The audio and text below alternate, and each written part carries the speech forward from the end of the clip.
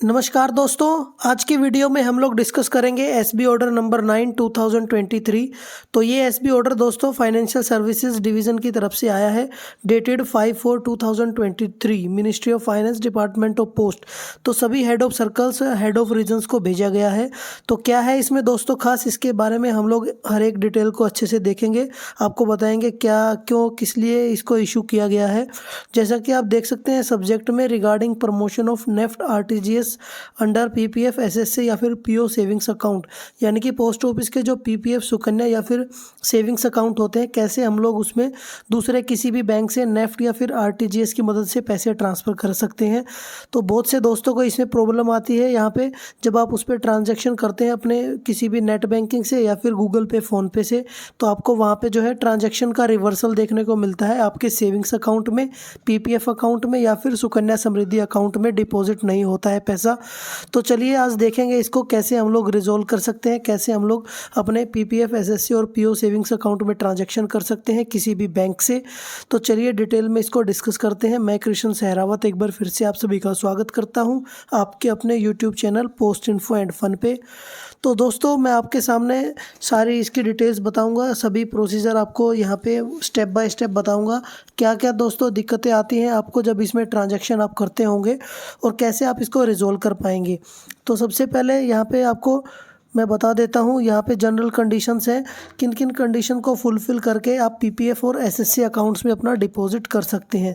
सबसे पहले जब आप पीपीएफ या फिर सुकन्या अकाउंट में कोई भी ट्रांजैक्शन करेंगे, किसी भी बैंक से जब आप ट्रांसफ़र करना चाहेंगे पीपीएफ या फिर सुकन्या के अकाउंट में, तो आपको दोस्तों वहाँ पे जो आपका सुकन्या का अकाउंट होगा या फिर पीपीएफ अकाउंट होगा, तो उसमें जो है प्रीवियस ईयर का कोई भी डिफ़ॉल्ट ट्रांजैक्शन नहीं होना चाहिए, यानी कि एवरी ईयर आपने उसमें कोई ना कोई ट्रांजैक्शन करनी है। जैसा कि सुकन्या समृद्धि का अकाउंट होता है, तो एवरी ईयर मिनिमम डिपॉजिट आपको 250 रखना होता है और पीपीएफ अकाउंट में मिनिमम डिपॉजिट 500 रखना होता है।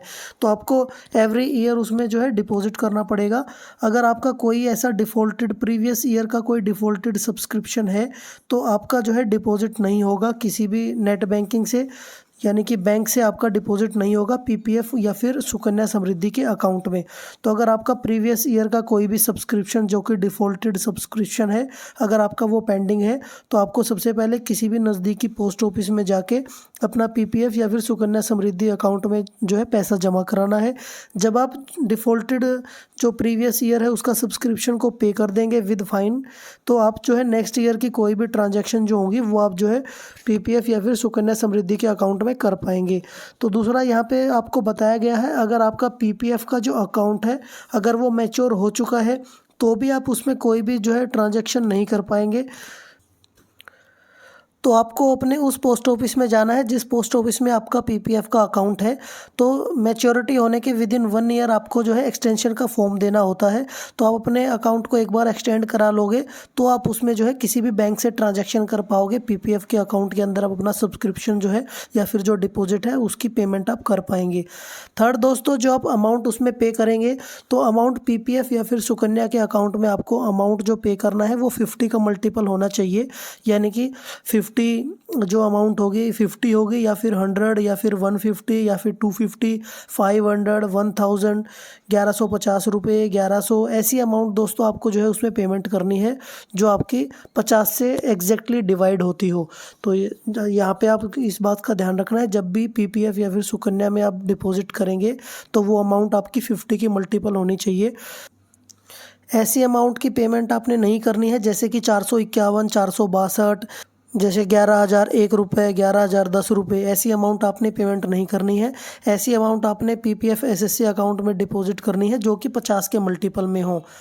तो दोस्तों जब भी पीपीएफ या फिर सुकन्या समृद्धि के अकाउंट में आप डिपॉजिट करेंगे, तो आपको डिपॉजिट करते टाइम ये बात ध्यान में रखनी है कि आपका जो अमाउंट है डिपॉजिट अमाउंट वो 1,50,000 से ज़्यादा नहीं होना चाहिए किसी भी फाइनेंशियल ईयर में, क्योंकि एक फाइनेंशियल ईयर में आप पीपीएफ या फिर सुकन्या समृद्धि के अकाउंट में सिर्फ 1.5 लाख तक जमा कर सकते हैं। 1,50,000 वो उसमें लिमिट रखी गई है।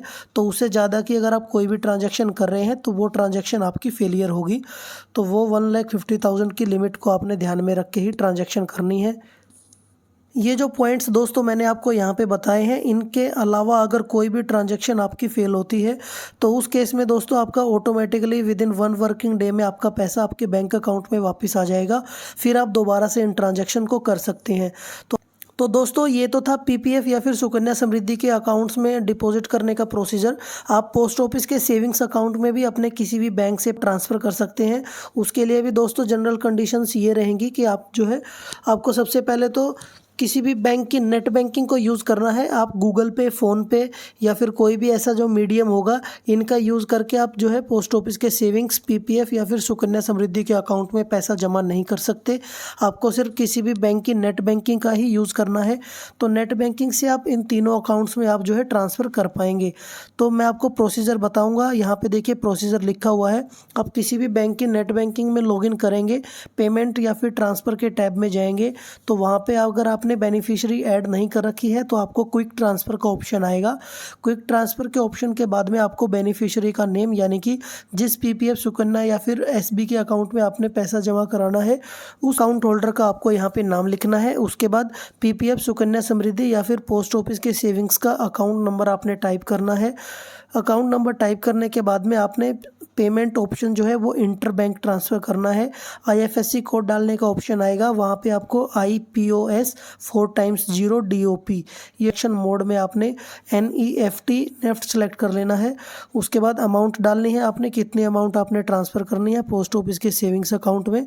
और आपने जो है पर्पज़ सेलेक्ट करना है, डिपॉजिट या फिर इन्वेस्टमेंट है। टर्म्स एंड कंडीशन का चेक बॉक्स आएगा, उसको टिक कर देना है, सबमिट करना है, कन्फर्म कर देना है। आपके मोबाइल पे जो रजिस्टर्ड मोबाइल नंबर होगा बैंक में, उस पर OTP आएगा, वो OTP आपने डाल के वहाँ पे कंफर्म कर देना है। तो आपके अकाउंट में दोस्तों डिपॉजिट हो जाएगा। इसी तरह दोस्तों ये विदाउट बेनिफिशियरी ऐड करके जो है ट्रांजैक्शन कर सकते हैं क्विक ट्रांसफ़र में। नहीं तो आप अगर चाहें तो परमानेंटली अपने पोस्ट ऑफिस सेविंग्स अकाउंट के या फिर पीपीएफ या फिर SSA की आप जो है अपने किसी भी बैंक की नेट बैंकिंग में जाके बेनिफिशियरी को ऐड कर सकते हैं। फिर आपको जो है हमेशा वहाँ पे बेनिफिशियरी का ऑप्शन मिलेगा, जहाँ पे अदर बैंक बेनिफिशियरी आपको जो है ऑप्शन देखने को मिलेगा। वहाँ पे आप जाके इसको क्विक ट्रांसफ़र की बजाय अदर बैंक बेनिफिशियरी में क्लिक करके आप वहाँ पे अपना जो है जितनी भी अमाउंट आपको पीपीएफ, सुकन्या या फिर पीओ सेविंग्स अकाउंट में डालनी है, आप उसमें वहाँ पे जाके डाल सकते हैं। तो ओवरऑल दोस्तों मैं आपको जो है एक बार ब्रीफ में बताना चाहूँ तो ये है कि पीपीएफ, सुकन्या या फिर अपने पीओएसबी अकाउंट में जब भी आप किसी भी बैंक से ट्रांसफ़र करेंगे, तो बैंक में ट्रांसफ़र करने के लिए आपको सिर्फ किसी भी बैंक की, जिस बैंक से आप ट्रांसफ़र करना चाहते हैं उसकी नेट बैंकिंग को ही यूज़ करना है। इंटरनेट बैंकिंग से ही पेमेंट होगी। गूगल पे, फ़ोनपे या फिर कोई भी ऐसी ट्रांजेक्शन, कोई भी ऐसी पेमेंट की ऐप हो, इससे आपको जो है पेमेंट नहीं करनी है। इससे आपका हमेशा जो है ट्रांजेक्शन फेलियर होगा, आपका पैसा रिवर्सल आपके बैंक में चला जाएगा, डिपॉजिट नहीं होगा। आप नेट बैंकिंग से किसी भी बैंक की नेट बैंकिंग का यूज़ करके ही डिपॉजिट कर पाएंगे। बाकी मैंने सुकन्या और या फिर पीपीएफ अकाउंट में कैसे आप जो है डिपॉजिट करेंगे वो जनरल कंडीशन मैंने आपको बता ही दी हैं। तो चलिए दोस्तों मिलते हैं अपनी किसी और नेक्स्ट वीडियो में। तब तक के लिए अगर वीडियो पसंद आई हो तो इसको ज़्यादा से ज़्यादा शेयर कर दें, मेरे चैनल को भी दोस्तों सब्सक्राइब करें। चलिए मिलते हैं ऐसी इन्फॉर्मेटिव वीडियोज़ के साथ में अपनी किसी नेक्स्ट वीडियो में। तब तक के लिए धन्यवाद। जय हिंद, जय भारत।